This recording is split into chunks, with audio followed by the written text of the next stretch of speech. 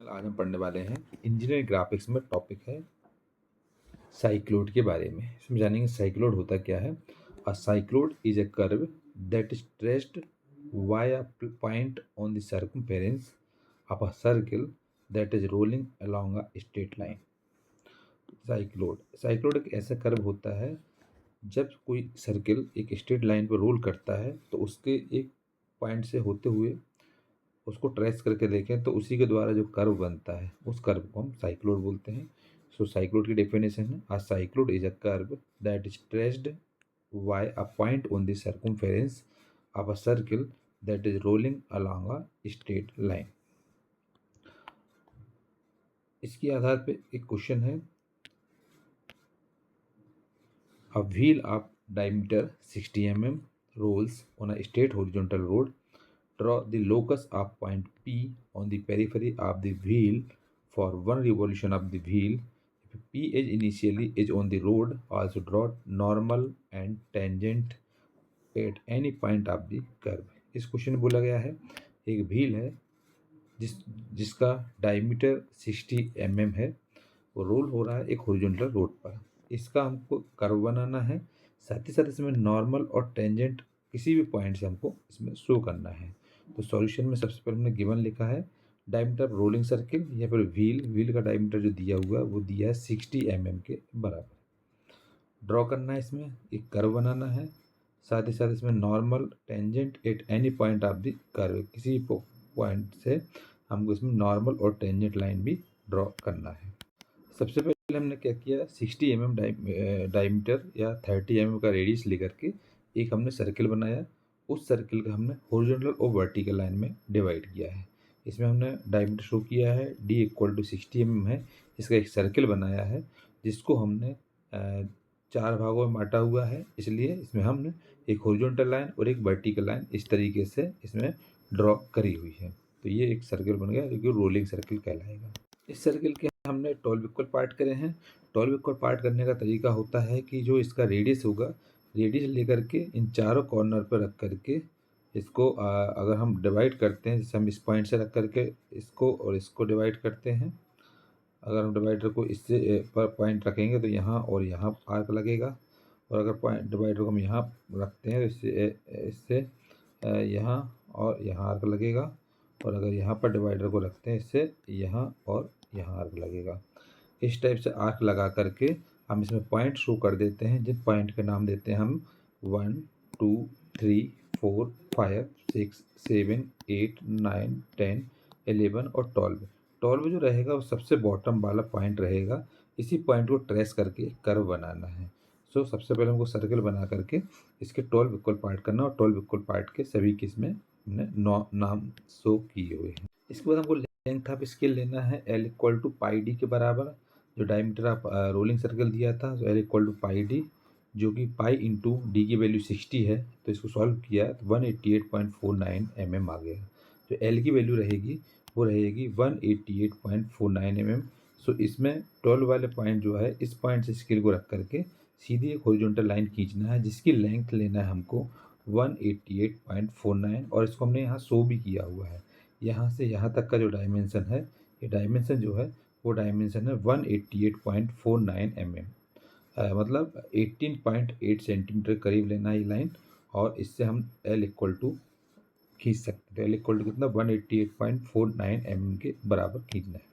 इस लाइन को खींचने के बाद इसके हमको 12 इक्वल पार्ट करना है इस लाइन के। तो 12 इक्वल पार्ट करने के लिए इसमें हमको एक टेपर लाइन डालनी पड़ेगी, जो कि हमने ये डाली है। इसमें हम 12 इक्वल आर्क लगाए हुए हैं, जैसे कि हमने यहाँ पहला आर्क ये लगाया 1 dash 2 dash 3 dash 4 dash 5 dash 6 dash 7 dash 8 dash 9 dash 10 dash 11 dash 12 dash. ये कोई भी डायमेंशन लेकर के 12 इक्वल आर्क लगा सकते हैं। उसके अकॉर्डिंग हमने 12 इसमें इक्वल आर्क लगाए हैं, इसके नाम भी दिए हमने 1 dash 2 dash 3 dash 4 dash 5 dash 6 dash 7 dash 8 dash 9 dash 10 dash 11 dash और 12 डैश। इस तरीके से सभी के नाम दिए हुए हैं। इसके बाद हमको क्या करना है, जो लास्ट वाला आर्क है उसको लास्ट पॉइंट से मिलाना है। इसको हमको इस लास्ट पॉइंट से मिलाना है, और इसी के पैरेलली हमको सभी पॉइंट को ऊपर वाली लाइन में ऐड कर देना है, जोड़ देना है। सो इससे 12 इक्वल पार्ट हो जाएंगे। यहाँ पर हमने सभी लाइन को जोड़ा हुआ है। यहाँ पर हमने 1 वाली लाइन इस तरीके से सभी लाइन को उसको उसी के टैप पर पैरेलल लेकर के सभी आर्क को उस लाइन से जोड़ दिया है। लाइन को जोड़ने के बाद देखेंगे हम इसके पॉइंट के नाम देते हैं। तो 1 डैश के सामने 1 2 3 4 5 6 7 8 9 10 11 और 12 सभी पॉइंट के नाम है इसमें। 1 2 3 4 5 6 7 8 9 10 11 और लास्ट 12 इक्वल पार्ट में ये लाइन बट गई है। इसके बाद हमको क्या करना है, जो पॉइंट हैं इन पॉइंट को लेते हुए हमको इस लाइन को बेस मान करके इसी के आधार पर सभी लाइन को आगे की तरफ ड्रॉ करना है 12 पॉइंट तक। तो हमने क्या किया, इस 12 वाले पॉइंट को हमने आगे बढ़ा दिया लाइन को, और यहाँ 1 और 1 डैश वाली लाइन है वो सीधे आगे बढ़ा दी। 2 और 10 वाले लाइन है ये वाली आगे बढ़ा दी। 3 और 9 वाली लाइन को ड्रॉ किया हुआ है। 4 और 8 वाले को ड्रॉ किया है। 5 और 7 वाले को ड्रॉ किया और 6 वाली लाइन को इस तरीके से हॉरिजॉन्टल ड्रॉ किया है। और हॉरिजॉन्टल ड्रॉ हमने इस 12 वाले पॉइंट तक के लिए ड्रॉ किया हुआ है। और इस तरीके से हमको इस लाइन को जोड़ देना है जिससे हमने इसमें जोड़ा हुआ है। 1 और 11 वाली, 2 और 10 वाला पॉइंट इन दोनों पॉइंट से होते हुए जाएगा, और 3 और 9 पॉइंट से होते हुए जाएगी लाइन। 4 और 9 से होते हुए लाइन खींचेंगे। 5 और 7 से होकर के हॉरिजॉन्टल लाइन खींचेंगे और 7 पॉइंट से लाइन खींचेंगे। इस तरीके से हम इस लाइन को जोड़ देते हैं।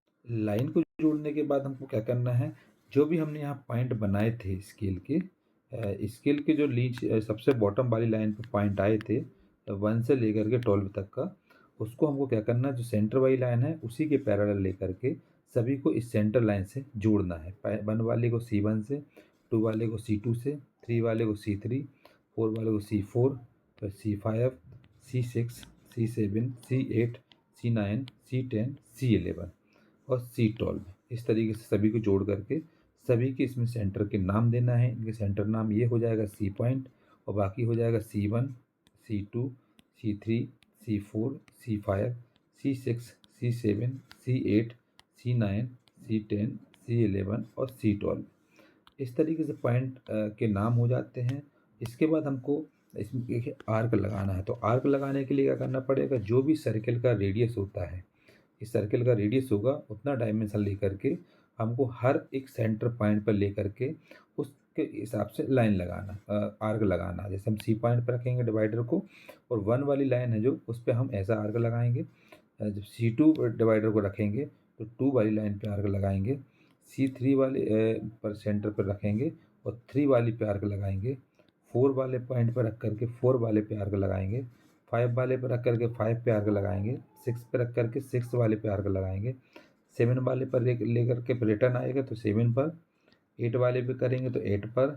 9 वाले पे डिवाइडर को रखेंगे तो 9 वाले पर, और 10 वाले को डिवाइडर रखेंगे तो 10 वाले पर। 11 वाले पर डिवाइडर रखेंगे तो 11, और लास्ट 12 पर रखेंगे तो 12 वाले पर।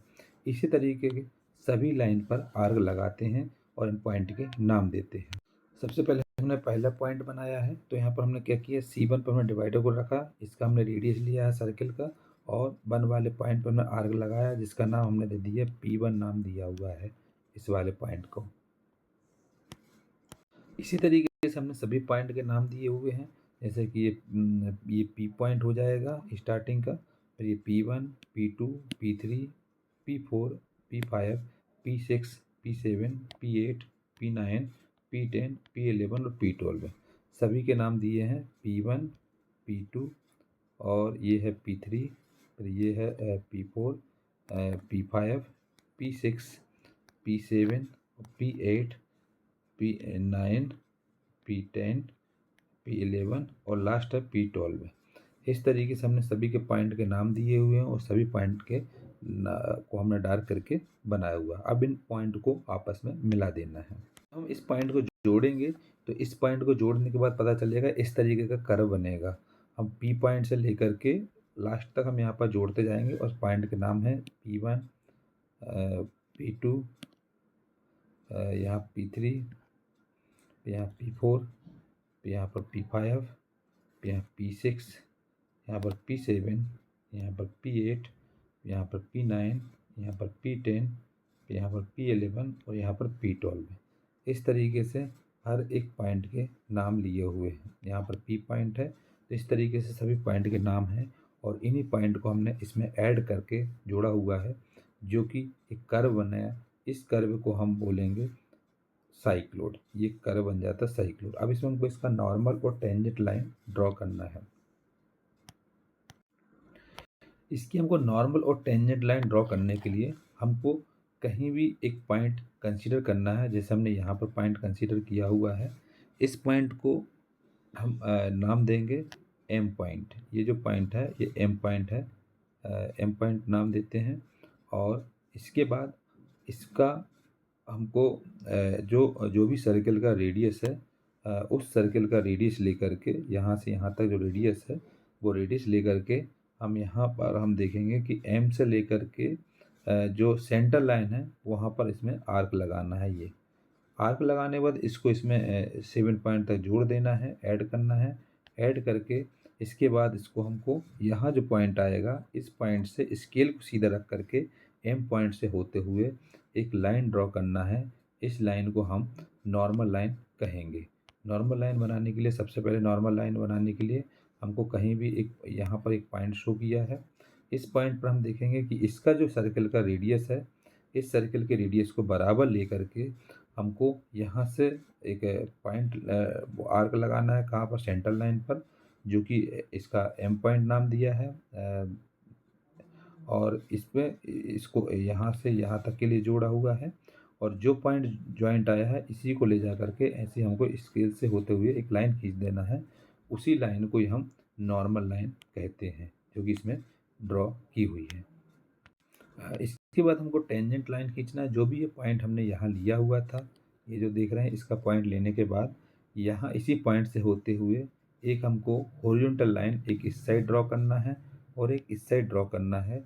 और इस पॉइंट से होते हुए अगर हम लाइन को ड्रॉ करते हैं तो ये लाइन जो होती है इसको हम टेंजेंट लाइन कहते हैं। इस तरीके से इसमें हमको नॉर्मल और टेंजेंट लाइन ड्रॉ करना है। तो हमको इसमें विशेष ध्यान रखना है, जब भी हम इसको ड्रॉ करेंगे इसके इसमें पॉइंट का नाम यहाँ P1 P2 P1 P2 P3, यहाँ P4 है, फिर यहाँ P5 है, P6 P7 P8 P9 P10 P11 और यहाँ पर पॉइंट जो है P12 पॉइंट है। और जो एम पॉइंट है वो कंसीडरिंग पॉइंट है। यहाँ से यहाँ तक का हमको डायमेंशन लेना है और इसके बाद इसको हमको यहाँ ड्रॉ करना है, ज्वाइंट करना है। इसके बाद इसको सीधा खींच के ले जाना है एम पॉइंट से होती हुए इस तरीके से। और इसमें जो एम पॉइंट है, एम पॉइंट से स्केल को रख करके एक लाइन इस साइड ड्रॉ कर देना है और एक लाइन इस साइड ड्रॉ कर देना है। तो इससे नॉर्मल और टेंजेंट लाइन ड्रॉ हो जाएगी। और इसमें जो भी डायमेंशन है वो हमको इसमें शो करना है। इसमें इसका हमको डायमीटर दिखाना है। डायमीटर इसका 60 mm है। बाकी L इक्वल टू 188.49 mm है। और बाकी इसमें जो हमने डायमेंशन दिखाए हुए हैं नॉर्मल और टेंजेंट लाइन इस तरीके से इसमें शो करना है। इसका फाइनल व्यू डायग्राम है। फाइनल व्यू डायग्राम में हम देखेंगे कि ये जो हमने दिखाया गया है ये है इसमें diameter of this circle D equal to 60 mm के बराबर। इसके अलावा यहाँ पर हमने जो शो किया है ये सब पॉइंट हैं जो कि यहाँ हमने शो किए हैं। ये P1 point, P2 point, P3 point, P4, P5, P6, P7, P8, यहाँ P9, ये P10, P11 और ये है P12 पॉइंट। और यहाँ पर जो है कंसीडरिंग पॉइंट है एम पॉइंट, इसको जोड़ा हुआ हमने ए पॉइंट से, फिर इसको हमने ओरिजेंटल खींच करके एंड पॉइंट से और इसकी सीधे हमने वर्टिकल लाइन खींची है, जो कि इस पॉइंट को हम बोलते हैं नॉर्मल लाइन। इसके बाद हमने इस पॉइंट से होते हुए जो ये पॉइंट है एम पॉइंट से होकर के एक हमने इस साइड लाइन खींची है और एक हमने इस साइड लाइन खींची है। तो ये जो लाइन हो जाएगी ये हो जाएगी टेंजेंट लाइन। इस तरीके से हमने पॉइंट के नाम शो करे हुए हैं। और ये फाइनल डायग्राम है साइक्लोड से रिलेटेड।